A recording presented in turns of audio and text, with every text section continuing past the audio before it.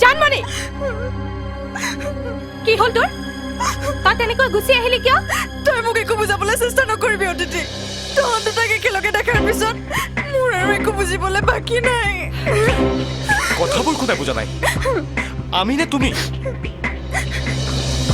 অদিতিক চাহ খাবলৈ সোধাই নাছিল মই নে শ্যামে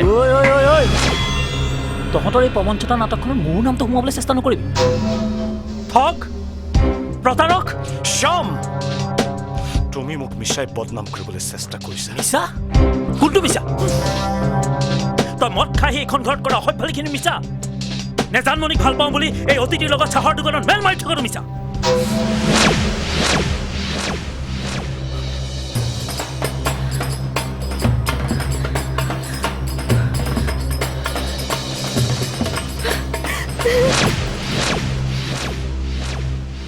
শ্যাম তুমি এইবোৰ কি কৈছা জানমণি তুমি শ্যামক নোকোৱা কিয় যে তোমাৰ আৰু মোৰ মাজত একো সম্পৰ্ক নাই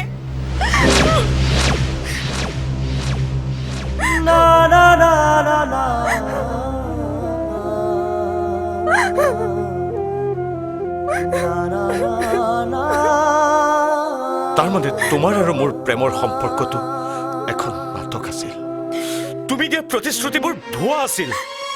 আমি দুয়ো একেলগে দেখা এখন সুখৰ সংসাৰ গঢ়াৰ সপোনবোৰ মিছা আছিল মিছা মিছা মিছা এই সকলোবোৰ এজন মিছলিয়াই দিয়া এটা মিছা আশা আছিল জানমণি মই মিছলীয়া নহয় মিছলীয়া তোমাৰ দাদা কি কলি কোন মিছলীয়া মই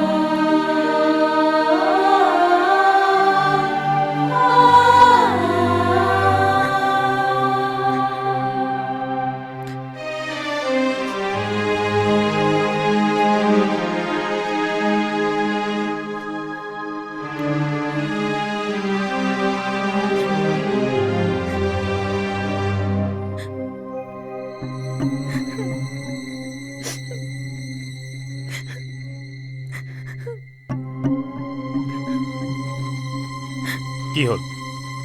তই সদায় এনেকৈ কন্দা কটাই কৰি থাকিবি নেকি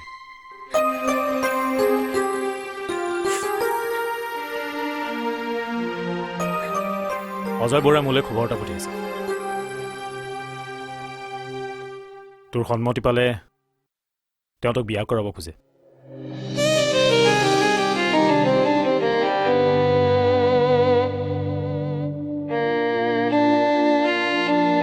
কি হ'ল